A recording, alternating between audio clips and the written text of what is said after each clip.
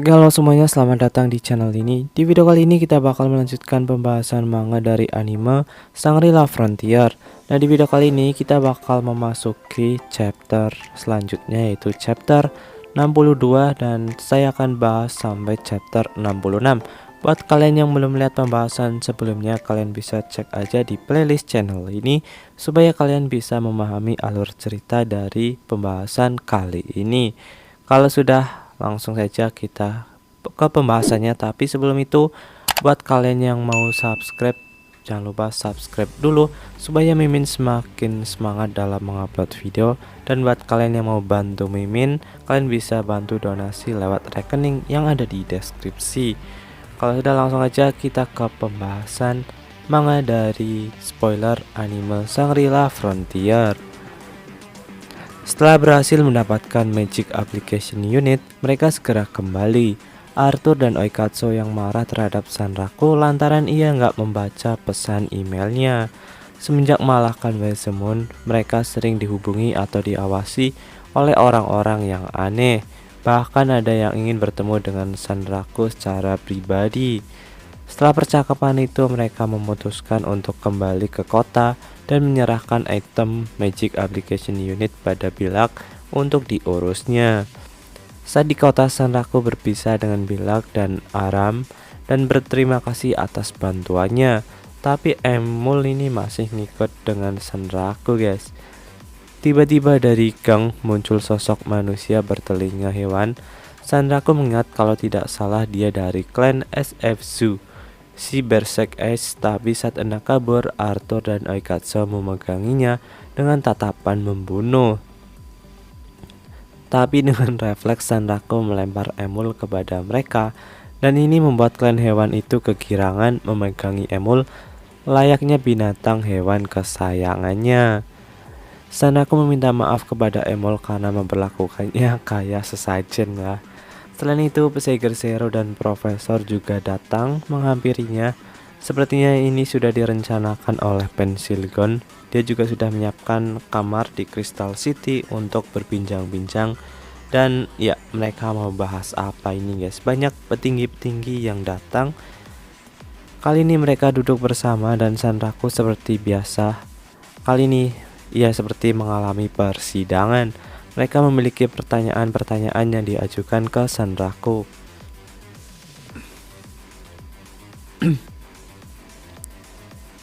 Pertanyaan pertama dari ketua klan Serigala Squarzer, di mana ia menanyakan tentang informasi yang dapat membawanya ke Unique Monster Lycaon, karena klan mereka dikenal sebagai klan yang memburu Unique Monster ini, guys. Dan sebagai gantinya, ia akan memberitahu Sanraku bagaimana cara menghapus tanda Lycaonnya itu. Sanraku terkejut kalau ia dapat menghilangkan tandanya ini yang agak merepotkan. Tapi ia juga agak bimbang karena terkadang tandanya itu dapat membantunya. Tapi ia juga ingin kebebasan dan memakai armor, guys. Nah, jadi dari bantuan si Clan Wall Squarger ini, mereka akan memberitahu Sanraku cara melepaskan tanda Lycaon itu, guys. Tapi sebagai gantinya, ia harus memberitahu informasi tentang Unique Monster Lycaon ini. Sanraku harus berkata dengan hati-hati dan tidak membicarakan skenario unik yang ada di Lagonia. Kalau sampai ketahuan klan binatang itu akan repot dan hari-hari damainya akan hilang. Kemungkinan untuk menghadapi Unique Monster harus melewati skenario unik terlebih dahulu yang berhubungan. Tapi untuk Lycaon agak membingungkan karena skenario uniknya yang kemungkinan acak, ya guys, untuk memunculkan Unique Monster itu. Kemudian Profesor juga menjelaskan Unique Monster yang sejauh ini diketahui. Pertama, ada Lycaon, kemudian Ketarnit dari Jurang Maut, monster tipe gurita yang muncul di laut. Tidak ada player yang pernah melihatnya, tapi infonya didapatkan dari NPC setengah gila. Unique Monster yang ketiga ada Silkworm, penguasa langit, naga emas yang ditemui secara acak seperti Lycaon. Banyak player yang melihatnya terbang tinggi, tapi tidak ada yang mampu menjangkaunya.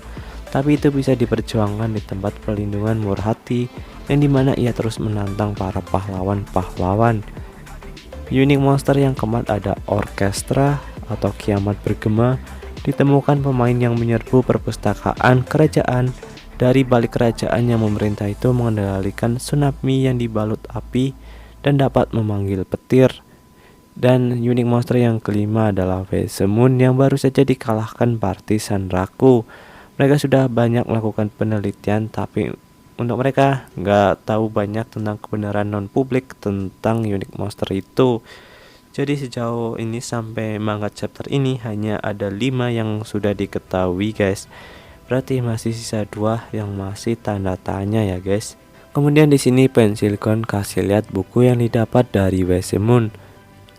Nah, sebelumnya party Sanraku juga masing-masing mendapatkan buku yang didapat dari Wesemon ini. Kemudian di sini Pensilkon menjelaskan kalau di dalamnya tentu banyak informasi. Pensilkon memanfaatkan itu untuk menggoda profesor dan menginginkan imbalan sebagai gantinya. Kemudian klan serigala lanjut bertanya kepada Sanraku. Sanraku juga tidak tahu begitu banyak. Ia menjelaskan kepada klan serigala tentang serangan-serangan Lycaon. Sanraku menjelaskan banyak tentang serangannya, tapi hal itu membuat Scrowser terkejut. Pemimpin Scrowser ini terkejut ya, karena Sanraku baru pertama kali menghadapi Lycaon, tapi sudah mampu menganalisis sejauh itu. Kemudian Sanraku juga menjelaskan saat melawan Lycaon, ia juga diserang Goblin Red Cap yang muncul entah dari mana. Selain itu, Lycaon juga dapat muncul tiba-tiba tanpa musuh sadari keberadaannya sampai gelombang kecut menghantamnya. Infonya cukup sampai di sini. Kemudian ketua dari klan itu berkata, "Nama klan kalian Wolfgang kan? Bagaimana kalau membentuk aliansi dengan Schwarzer Wolf?" Tapi kemudian klan binatang menghentikan percakapannya untuk melakukannya di waktu yang lain, karena sekarang saatnya untuk permintaan dari SFSU yang bertanya. Pertanyaannya adalah, bagaimana mereka ingin mengetahui tentang Lagonia, tanah kelinci kelahiran Vorpal. Sanraku benar-benar terkejut. Selain itu, ia juga ingin tahu tentang skenario unik Lagonia. Dan sebagai gantinya, ia akan memberikan imbalan apapun yang setimpal. Kemudian Sanraku meminta untuk mengembalikan Emul. Sanraku kemudian bertanya kepada Emul, "Emul, kau biasanya mengundang pemain untuk menghajar ular. Jadi bukannya manusia dilarang sama sekali dari sana?" Emul menjawab, "Kurasa enggak." Sanraku menjawab lagi, "Jadi setelah semua orang pergi, bagaimana mereka kembali ke Lagonia?" Emul menjawab, "Itu semacam masalah pemerintah dan gak bisa ia jawab." Kemudian ia menyarankan untuk bertanya ke kakak tertuanya, Edward, yang merupakan Raja Lagonia, yang ternyata Vess bukan pemimpinnya guys. Sanraku lanjut menanyakan apakah ia dapat menanyakannya sekarang. Emul menjawab tentu saja. Emul langsung kembali ke Lagonia dan meninggalkan mereka. Sambil menunggu Emul kembali, ia menyimpan topik itu untuk nanti dan dibahas nanti. Selanjutnya, mereka membahas tentang aliansi.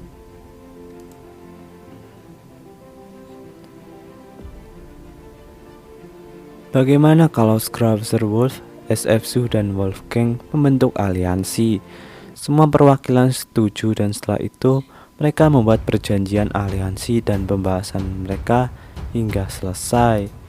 Setelah itu mereka selesai dan mereka bubar untuk sementara. Ya, sebenarnya Oikatsu agak khawatir karena Sanraku terlalu gampang memberikan informasi, tapi itu tidak masalah bagi klan Schwarzer dan perpustakaan. Tapi SFSU mereka memperlakukan NPC dan monster dengan sama. Jika mereka dapat akses ke Lagonia, itu akan menjadi event petting yang besar bagi mereka. Tapi Arthur tahu Sanraku menyembunyikan beberapa skenario unik dan ia juga merahasiakannya. Sekarang mereka memegang 5 kartu as dari pembentukan aliansi ini. Pertama, mereka grup pertama yang menaklukkan skenario unik sebelumnya dan mengetahui tentang Bahamut. Yang kedua, memiliki akses ke inventoria dan memiliki item era warisan di sana. Ketiga, dia memiliki akses secara de facto ke pengrajin kuno yang hanya dimiliki Bilak sejauh ini. 4. Sanraku memiliki banyak informasi masuk ke Lagonia dan tentang kucing Seeds dan sejenisnya. 5. Mereka memiliki garis untuk mengakses skenario unik yang berikutnya. Setelah percakapan itu, mereka segera kembali dan berpisah dengan Pensilicon dan Oikatsu. Sanraku akan kembali ke Lagonia untuk melihat keadaan Bilak dan Emul. Tapi sebelum ke sana, Sanraku berniat melawan Crystal Scorpion terlebih dahulu dan bersemangat. Ya, karena sebelumnya ketika ia melawan Crystal Scorpion masih belum mendapatkan bagian dari penyengatnya, guys. Sesampainya di sarang kristal itu, Sanraku menggunakan trik biasa dan memancing Scorpionnya untuk kumpul. Kemudian ia travel ke Inventoria, tapi saat membayangkan akan panen item banyak dan keluar dari Inventoria, ia kebingungan karena tidak ada satupun item yang jatuh, guys. Sanraku bingung lantaran sebelumnya AI mereka tidak secerdas itu. Dan tiba-tiba kristal Scorpion yang menyamar muncul dan menyerang Sanraku dengan serangan kejutan dan membuat Sanraku harus mati seketika. Sanraku menyadari admin telah mengupdate-nya secara diam-diam. Admin anjing ya, ucap Sanraku, dan langsung respon di penginapan. Dan ia keluar game sementara, guys, karena ya emosi. Padahal itu adalah metode yang efisien dengan memanfaatkan friendly fire dari kristal Scorpion. Tapi sudah di fix oleh admin ya. Kali ini Sanraku harus memikirkan terobosan baru. Ia ingin memanfaatkan gaya gravitasi dan ia juga ada skill Skywalker. Saat memikirkan itu, tiba-tiba Emul datang. Ia menjelaskan kalau Edward perlu sedikit waktu untuk memikirkan hal itu, dan ia memberitahu kalau ia dipanggil Bilak untuk ke bengkelnya. Setelah sampai di sana, nampak Bilak sedang memakai magic application unik untuk memeriksa senjata warisan itu dan menyuruh Sanraku untuk mengeluarkannya. Kemudian Sanraku mengeluarkan senjata Convergent non-standar ketapel Comet. Bilak menyuruh Sanraku untuk kembali di pagi hari dan akan segera menyelesaikannya. Selain dapat memperbaiki senjata warisan, ternyata pengrajin kuno juga dapat membuat senjata warisan baru. Dan Bilak berniat menggunakan item dari Crystal Scorpion untuk membuat senjata warisan. Karena ini pertama kali, mungkin akan banyak percobaan gagal dan ia membutuhkan banyak material. Tapi Sanraku tidak mempermasalahkan itu.